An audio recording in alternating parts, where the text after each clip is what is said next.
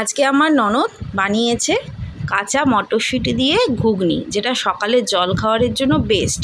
Colourful না হলেও এটা খেতে এত টেস্ট হয়েছে বলার মতো নয়। তো দেখো, নিয়েছে আলু, মটরশুঁটি, টমেটো, পেঁয়াজ কুচি, আদা রসুন, আর এখানে নিয়েছে গোটা গরম মশলা আর জিরে ফোড়নের জন্য, আর নিয়েছে ধনে গুঁড়ো আর জিরের গুঁড়ো। ধনে পাতাটা দেবে একদম লাস্টে, বোন দেখলাম আমি তো, আর নিয়েছে কাঁচা পাকা লঙ্কা। এবার ঝাল যে যেরকম খাবে সেরকম দেবে। সমস্ত মশলাগুলোকে ও পেস্ট করে নিয়েছে, যেমন আদা রসুন পেঁয়াজ কাঁচা লঙ্কা আর টমেটো। প্রথমে কড়াইতে তেল দিয়েছে, দিয়ে আলুগুলোকে ভেজে নেবে। আলুগুলো একটু ভাজা ভাজা করে তারপর দেবে, আলুগুলোকে তুলে নেবে, তারপর মশলা দেবে। তো দেখো, প্রথমে আলুগুলোকে ভেজে নিচ্ছে, একটু নর্মাল, খুব লাল লাল করে না, হালকা করে ভেজে নিয়েছে। আলুগুলো ভাজা হয়ে গেলে তারপরও তুলে নেবে। আলুগুলোকে তুলে নিয়ে তারপর গোটা গরম মশলা আর জিরে ফোড়ন দেবে। দেখো, আলুগুলোকেও তুলে নিল। এরপর আরেকটু তেল দেবে, যেহেতু তেলটা আলু ভাজার সময় কমে গেছে, তাই জন্য আরেকটু তেল দিয়ে দিল।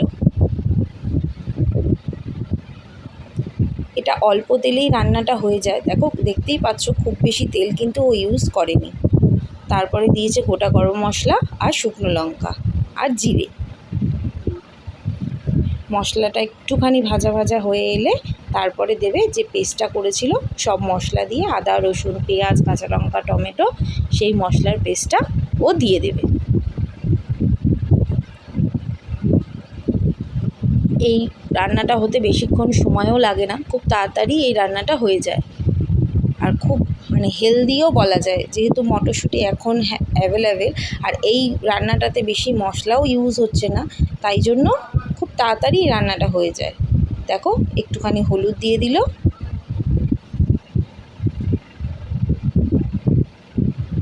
একটুখানি নুন দিয়ে দিল,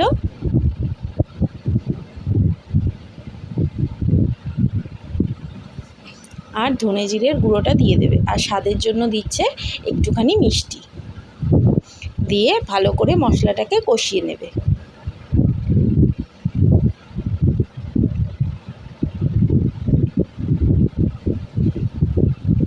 এখন যেহেতু মটরশুঁটি খুব অ্যাভেলেবেল, তো তোমরা যে কোনো সময় এনেই করতে পারো এটা। দেখো, ভাজা আলুগুলো দিয়ে দিচ্ছে। ভাজা আলুগুলো দিয়ে ভালো করে কষিয়ে নিয়ে তারপরে দেবে মটরশুঁটি।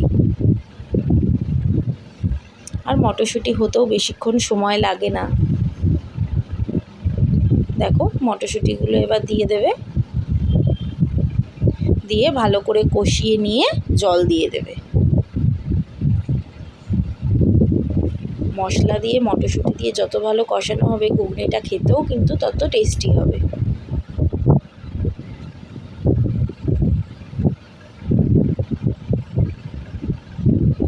দেখো, মশলা ভালো করে কষানো হচ্ছে। মশলাটা কষে এলেই তারপরে জল দেবে। একদম শুকনো শুকনো করে, তেল ছেড়ে না যাওয়া অবধি মশলাটা কষাবে।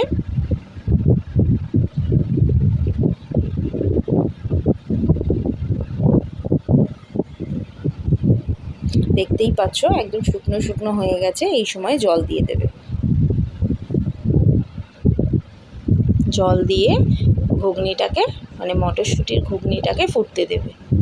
তারপর ধনেপাতা দিলেই রেডি আমাদের ঘুগনি। তো তোমরাও বাড়িতে এইভাবে মটরশুঁটি দিয়ে ঘুগনি করবে সকালের জল খাবারে, খুব ভালো লাগে লুচি পরোটার সাথে খেতে। তো আমাকে কমেন্টে অবশ্যই জানাবে তোমাদের কেমন লাগলো।